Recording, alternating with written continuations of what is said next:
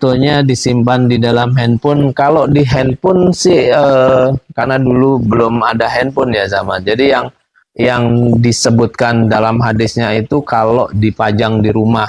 Jadi foto yang dipajang di rumah itu tidak dibolehkan, dan itu membuat kalau full bernyawa gitu ya, dari ujung kaki sampai ujung rambut sampai ujung kaki itu terlihat, maka itu yang tidak dibolehkan ya. Apalagi kalau foto-fotonya ada hewan-hewannya atau bahkan miniatur-miniatur binatang atau boneka-boneka yang berbentuk binatang kayak gitu, malaikat tidak akan masuk ke dalam rumahnya. Kalau malaikat sudah tidak masuk ke dalam rumah, keberkahan apa yang kita harapkan ya. Wallahu a'lam. Kalau foto keluarga gimana? Kalau foto keluarga itu tadi ya, kalau fotonya lebih ke setengah badan ibaratnya, kalau nggak full gitu, ada beberapa ulama yang menyatakan bahwa selama tidak full itunya, itu masih dibolehkan, termasuk foto-foto kita ini ya. Kalau dia full, tidak boleh dipajang. Jadi kalau mau bikin foto keluarga yang kira-kira ini saja, bagian atasnya saja ya, kalau bagian bawahnya tidak perlu ya, itu sebagai kenang-kenangan misalnya ya. Wallahu a'lam.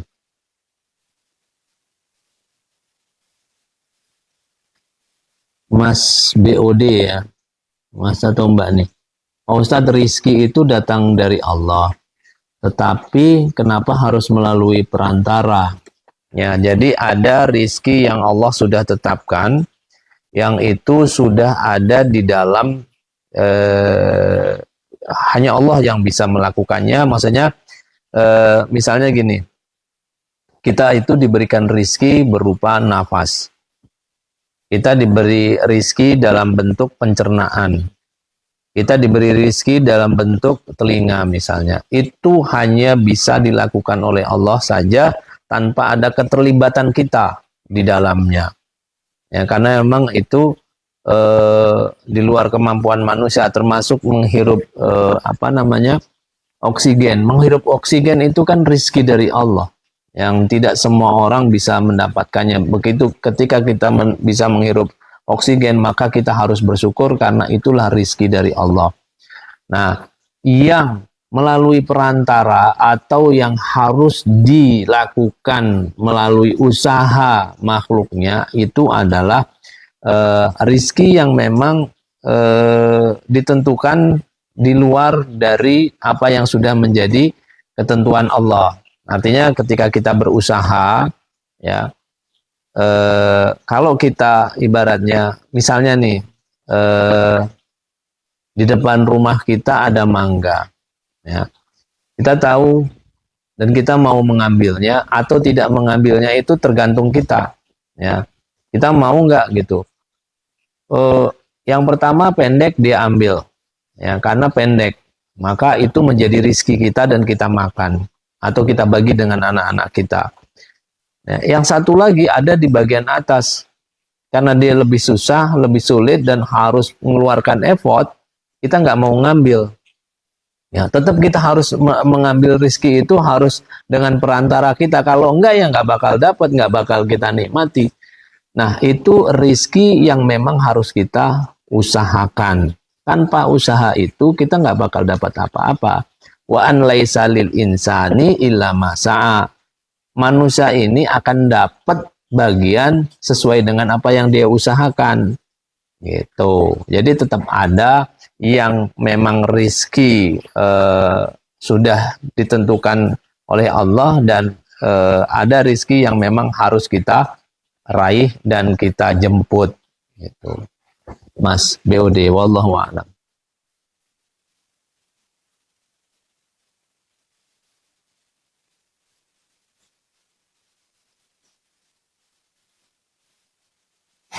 Iya. Imam ya, imam itu ya itu. Maka imam itu bukan ya, imam baca jahar bagus lama, ketika sir di rakaat ketiga dan keempat cepat sekali, padahal bacaan karena Allah. Yaitu, jadi untuk menjadi imam itu syaratnya nggak gampang. Ya, imam kalau sampai ada makmumnya yang tidak suka, makmumnya kesel misalnya, tapi bukan karena lama ya, entah karena sifat-sifatnya dia yang nggak baik atau apa, maka sholatnya imam itu la turfa'u ala ru'usihim. Dia sholatnya nggak sampai diangkatnya, itu nggak sampai ke langit. Ya di atas kepala aja enggak, apalagi sampai ke langit. Itu hadisnya. Maka menjadi imam itu nggak gampang. Jadi imam itu nggak gampang. Maka harus, kalau Rasulullah mengajarkan, ketika kalian jadi imam, ingat bahwa di belakangmu ada anak kecil, ada orang dewasa, ada perempuan, ada lansia. Ada orang yang memiliki keperluan, dzu hajatin. Nah, itu yang kalian harus tahu. Jadi harus menyesuaikan dengan kondisinya. Ya, kalau sholat jamaah jadi imam, panjang banget imamnya. Tapi begitu sholat sendirian, kayak gedebok pisang, itu juga tidak dibolehkan. Wallahu a'lam. Terima kasih Mas Zulfikri ya, Zulfikri, mawarnya, Masya Allah.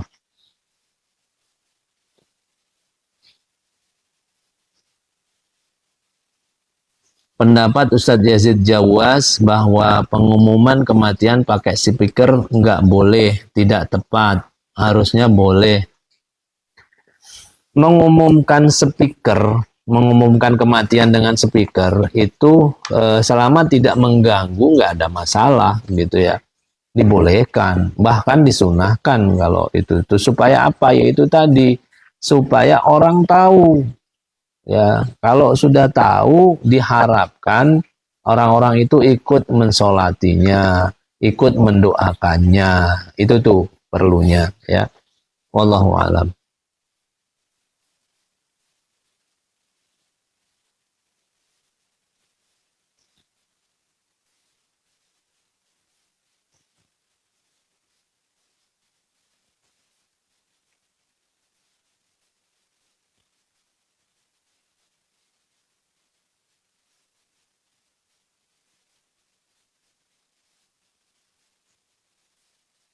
Waalaikumsalam warahmatullahi wabarakatuh. Mas Khorisah Dimyati, sama-sama, sama-sama.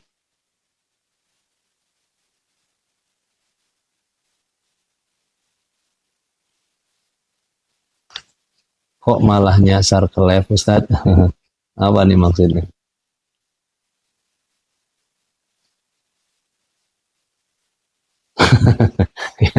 TPH 115 ya.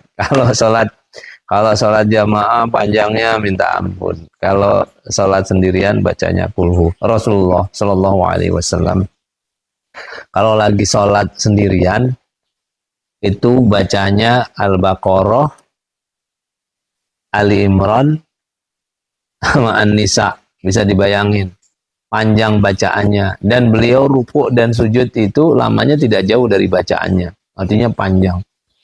Kalau sholat sunnah itu beliau begitu. Tapi kalau sholat jamaah beliau itu tadi mengingatkan supaya ingat bahwa di belakang imam itu ada yang dhaif, ada yang tua, ada yang punya kebutuhan, semua masing-masing harus diperhatikan. Jangan main seenaknya baca bacaan imam gitu. Apalagi kalau naudzubillah karena mau pamer, hafalannya panjang, hafalannya banyak, suaranya bagus, itu aduh naudzubillah min dzalik. Ya. Maka mudah-mudahan kita, ya itu tadi ya, Mas TBH bisa mencontoh Rasulullah dalam sholat sendiri, kaki beliau ya sampai bengkak. Ya, beliau itu kalau sholat tahajud sampai Aisyah mengingatkan, wahai Rasulullah, bukankah engkau sudah dijamin ya dosa-dosamu diampuni dan kamu pasti akan masuk surga? Kenapa masih sholat seperti ini gitu ya? Apa aku abdan syakuro? Apa aku tidak boleh jadi hamba Allah yang selalu bersyukur? Gitu. apakah hukum sebenarnya sholat berjamaah di masjid itu wajib apa sunnah? Kalau menurut madhab Syafi'i sunnah. Sholat jamaah di masjid hukumnya sunnah. Ada memang ulama yang mewajibkannya, ya, karena itu didasarkan pada hadis Rasulullah bahwa beliau akan membakar rumah orang yang tidak ikut sholat jamaah. Tapi kemudian kenapa Imam Syafi'i menunahkannya? Beliau menyampaikan, dan Rasulullah tidak membakar rumah orang yang tidak jadi ikut sholat jamaah tadi. Maksudnya tidak ikut jamaah. Beliau memberikan penekanan bahwa saya akan membakar rumah orang yang tidak ikut sholat berjamaah, tapi beliau tidak membakar. Artinya bahwa itu sifatnya sunnah. Itu menurut madhab Syafi'i. Ada yang kalau yang menyatakan bahwa sholat berjamaah di masjid itu hukumnya wajib, itu tadi karena Rasulullah memberikan penekanan yang kuat sampai beliau akan membakar rumah orang yang tidak sholat jamaah. Wallahu a'lam.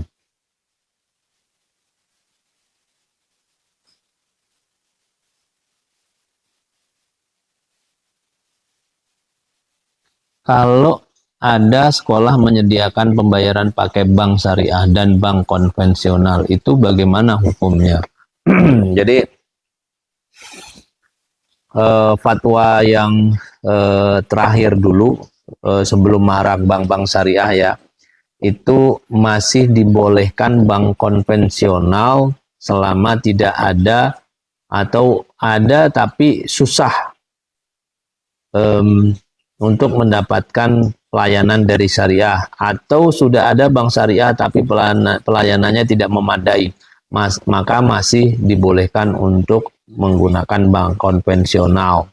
Ya, artinya fleksibilitasnya itu kalau di bank syariah itu sudah ada bank syariah tapi masih ada beberapa kendala yang belum secanggih, misalnya seperti bank konvensional, masih dibolehkan. Tapi kalau memang bank syariah itu sudah oke, nggak ada masalah, atau sama dengan bank-bank konvensional secara pelayanan, maka lebih dianjurkan untuk ke bank syariahnya. Karena bank konvensional itu lebih menggunakan atau menjalankan praktek riba. Dan menjalankan praktek riba itulah yang kemudian tidak dibolehkan. Ya. Begitu ya, wallahu a'lam.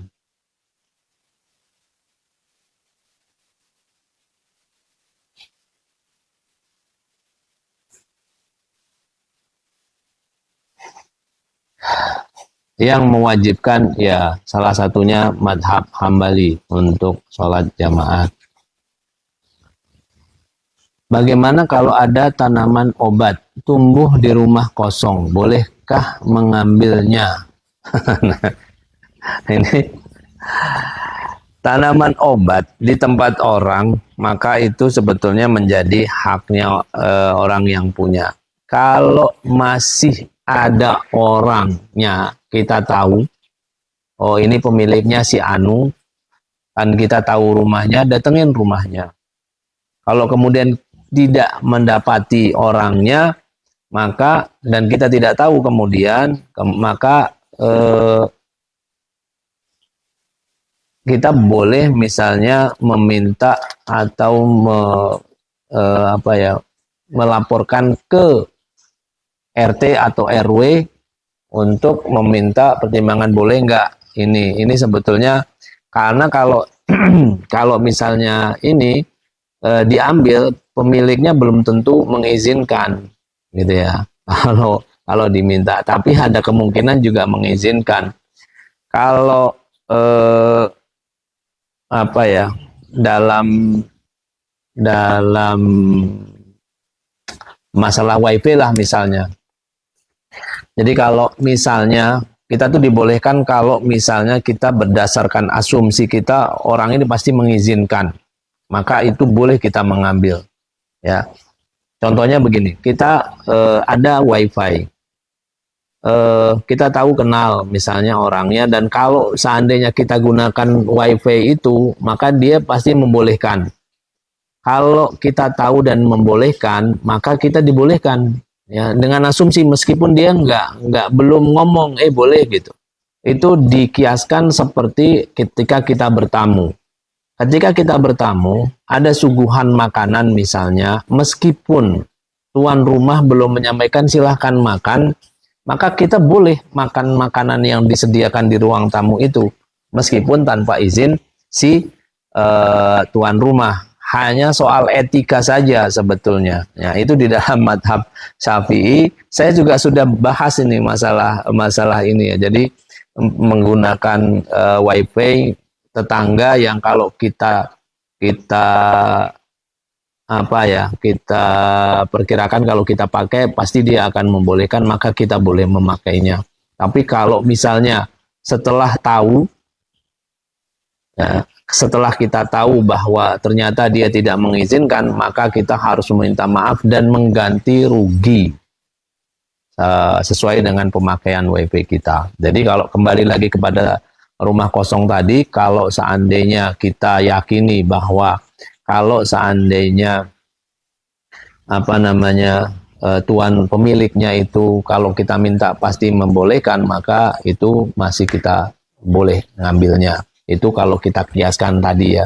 Karena misalnya kita sudah kenal dengan orangnya, kita juga akrab, dan kita adalah tetangga dia. Dia tahu gitu misalnya. Dan itu juga kalau toh tidak, ini pun tidak akan dia manfaatkan gitu. Dan itu tidak dianggap sebagai barang berharga. Wallahu a'lam.